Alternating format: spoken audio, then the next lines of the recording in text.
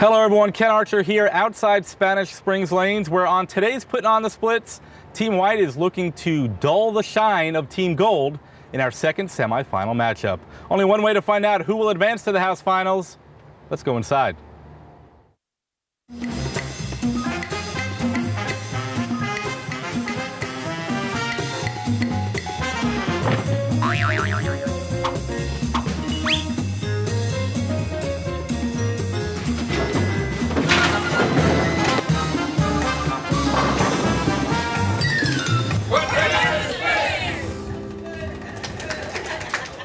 It is an official dozen. Hello, everyone. Welcome to Week 12 of Puttin on the Splitz. I am your host, Ken Archer, back at Spanish Springs Lanes for their last semifinal matchup. And today, all that glitters is not gold. At least that's what Team White is hoping, as teams White and Gold hook up in our last semifinal matchup. A trip to the finals on the line where Team Green will be waiting. Joining me, as he always does, is Director of Bowling Operations, Dave Bushman. And Dave, an emotional win for Team White back in the quarterfinals. They had to go to a roll-off.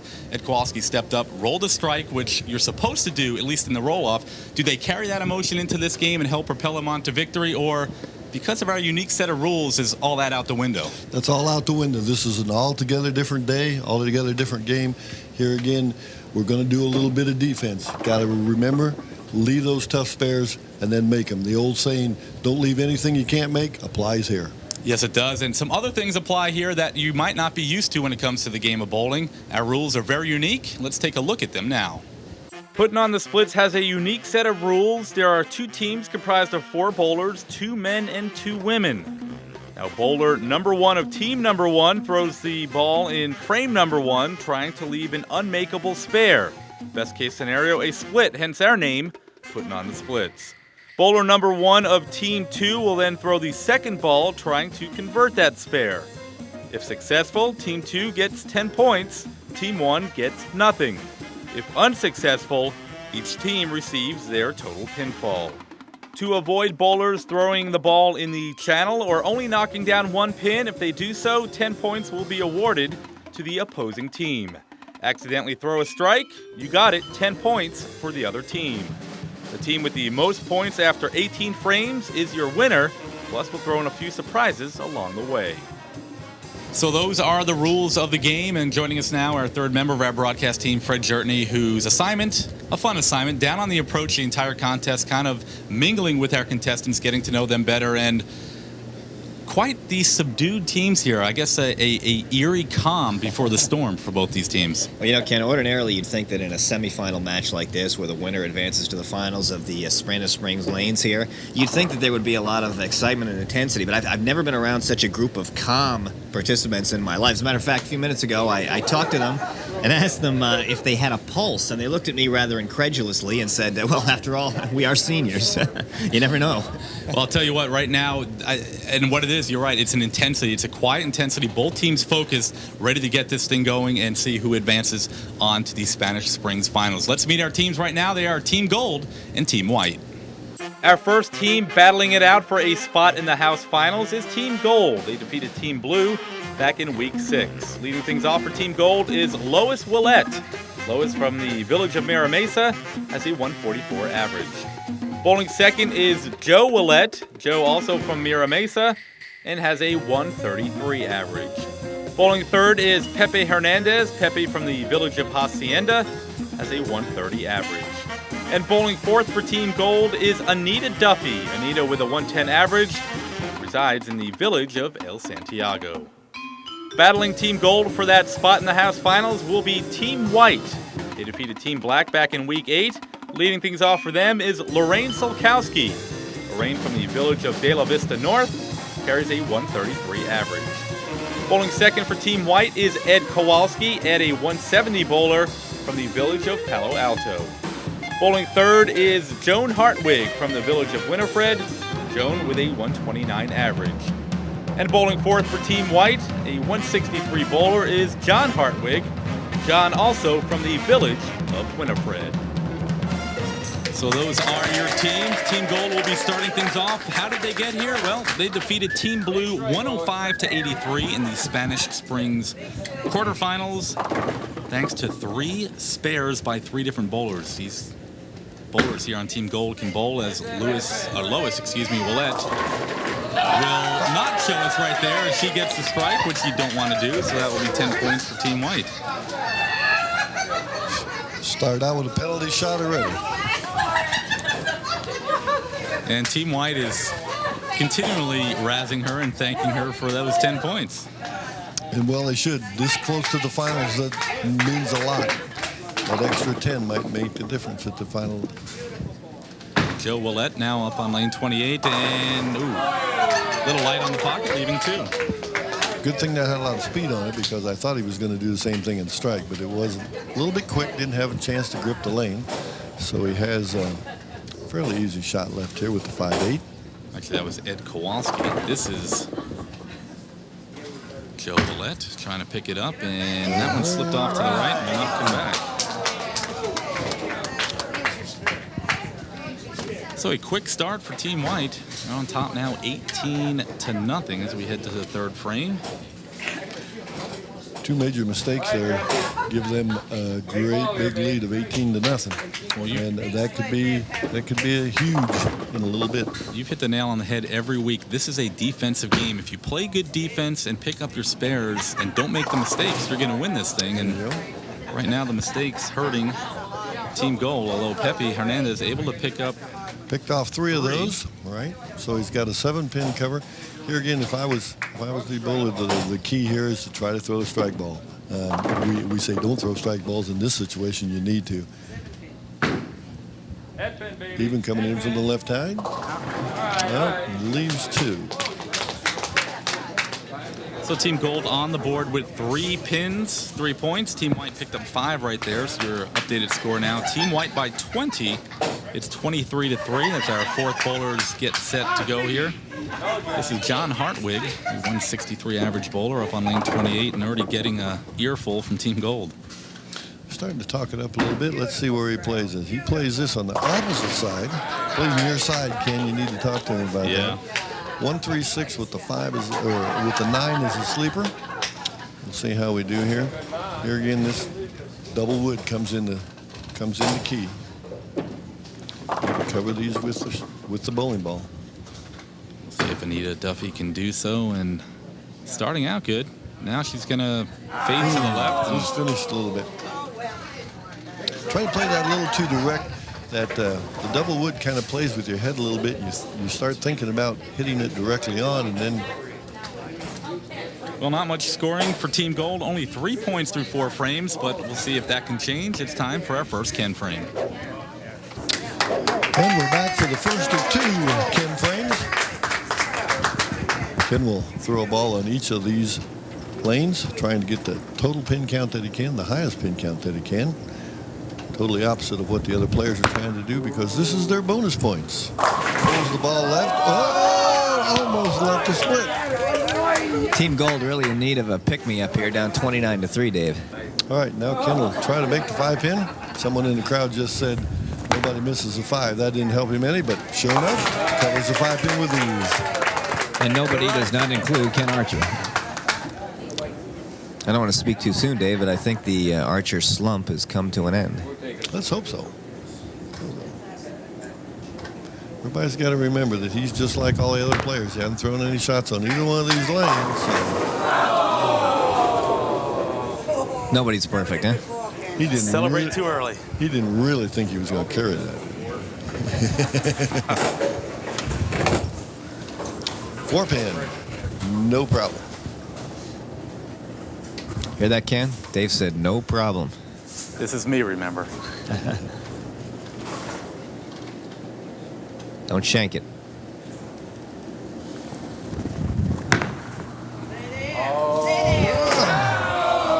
That's a shanker. Well, I did do the Fred Jertney shank on that last one. So one team will get 10 points, the other team only 9. I rolled the spare first. So whoever I draw out of the hat will get the 10 points. 10 points go to Team White. Team Gold will get 1 point or 9 points. It's only a 1 point difference, not too bad. We will add that to their totals and come back with your new score. Stay with us. We're putting on the splits in a moment.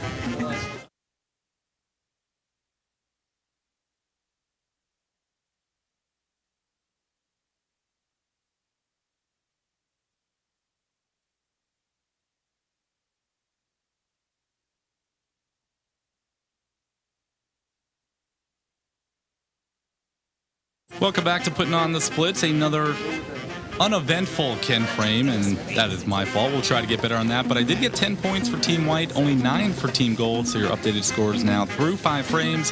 Team White on top of Team Gold by a score of 39-12. Team Gold will have to get back into this. Fred Jertney's down on the approach with one of those members right now. Fred? All right, Ken, thanks a lot. I'm joined by Anita Duffy of Team Gold. Now, Anita, this is sort of a good news, bad news scenario. The bad news is you're trailing 39-12, but the good news is you may set a record for the lowest point total in the history of Putting on the Splits. I doubt that very much. We have a great team. We're not going to let it be the lowest scores, I'm sure. Well, we've had some miracle comebacks here on Putting on the Splits, so this would be a miracle if you guys make it back, but we're rooting for you. Thanks a lot. I believe in miracles. I can't. Thanks. Back to you. All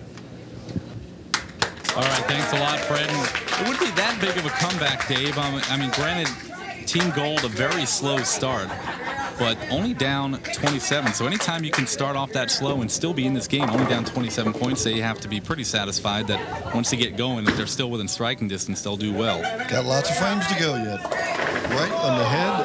Oh, dropped another one. So we end up with just a 6-pin. Thought that was going to be a big split when we started out. So Lorraine dropping down 9, and now Lois Willette will step up for Team Gold on lane 28 and try to get them 10 points closer if she converts. Get over there, her ball backs up a little bit. Will it be enough? No, it will not. And here again, this is defense. You continue to let those easy spares slide by. It costs you more and more. Well, that was a 10 points that they could have used, because now it's a 48-12 game. Team Gold needs something to get them going. Let's see if Joe Willette can provide the spark.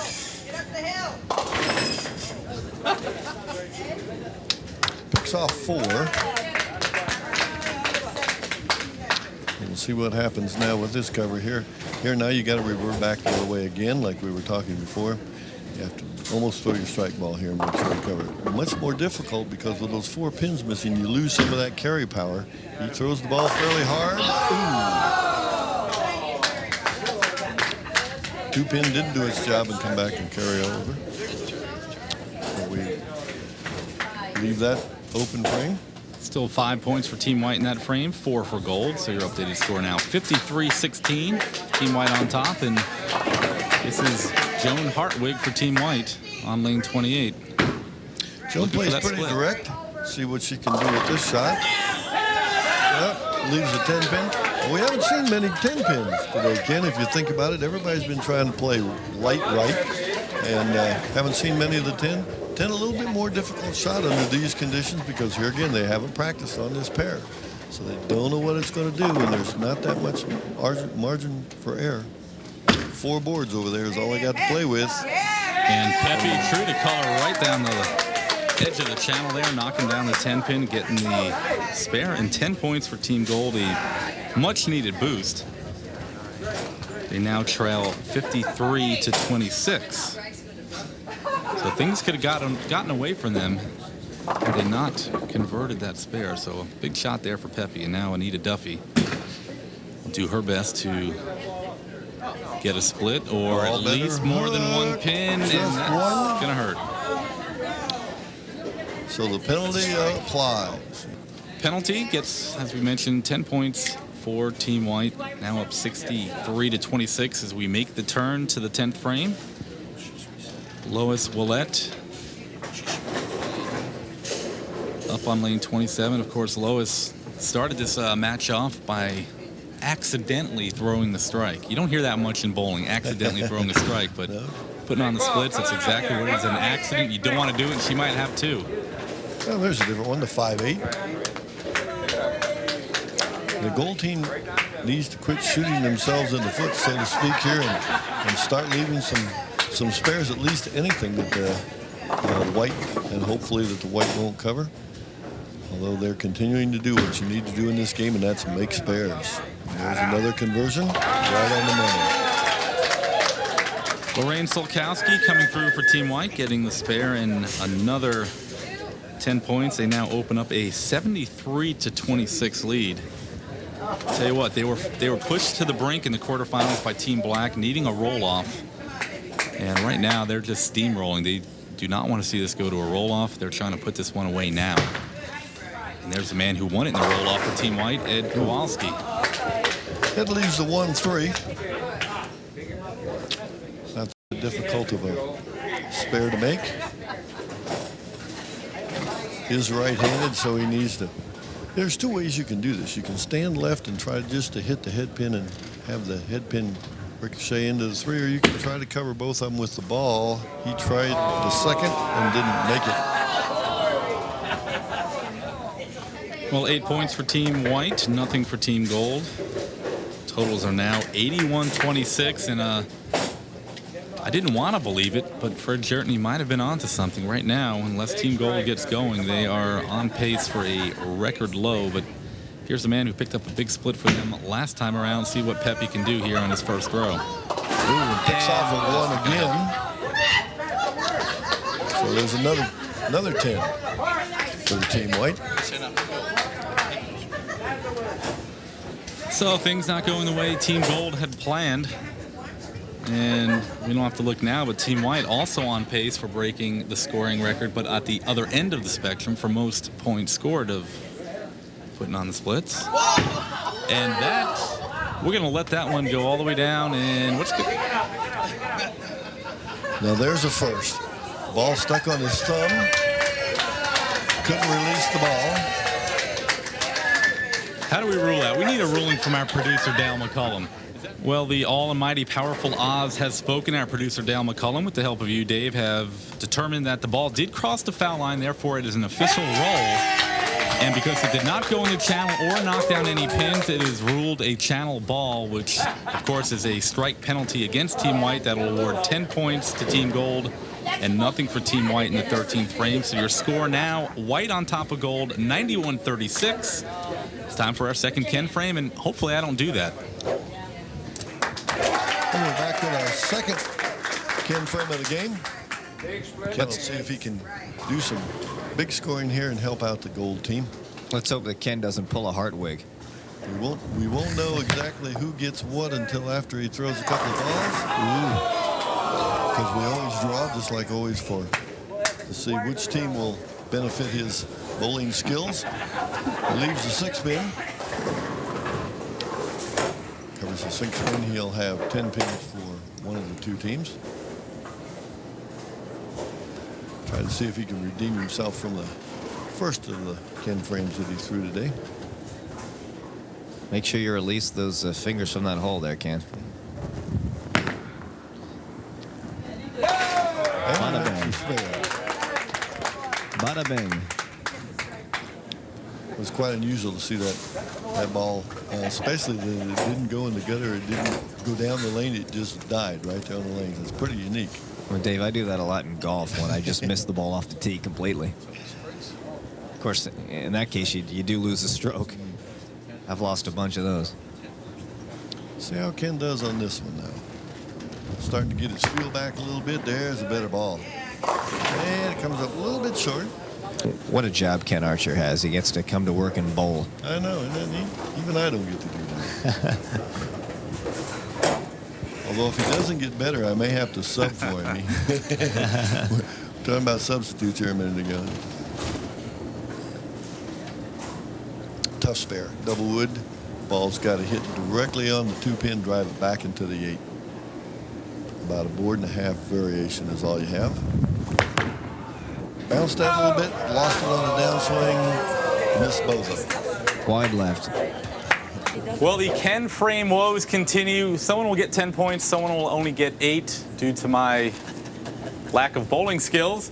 I threw the spare first, so whoever I pull out of the hat will get the 10 points. When it rains, it pours. Team White will get the 10. Team Gold will get the 8. You know, what can I say? We will add that to their totals and come back with a new score. Stay with us. We're putting on the splits in a moment.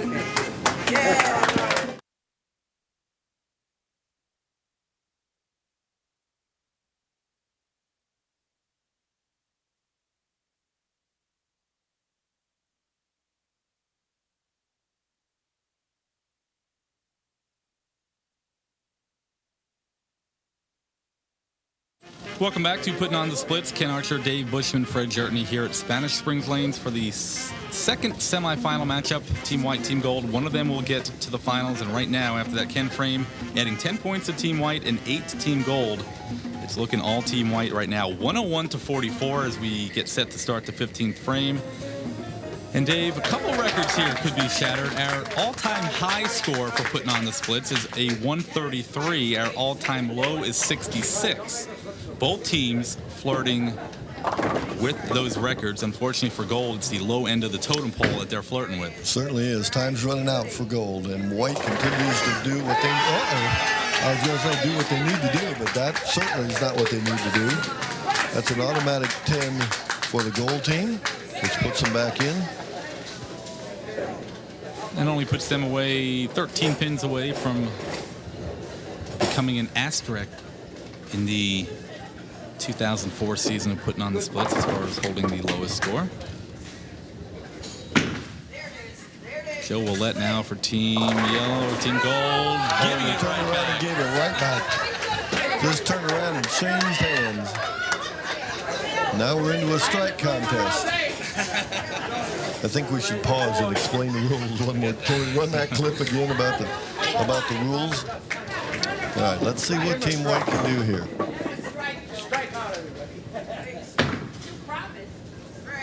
Well, Joan Hartwig looking right in the pocket, and touche. I think we've lost control here, Ken. We have a three-bagger going. Somebody needs to remind them this is not league play. This is not league play.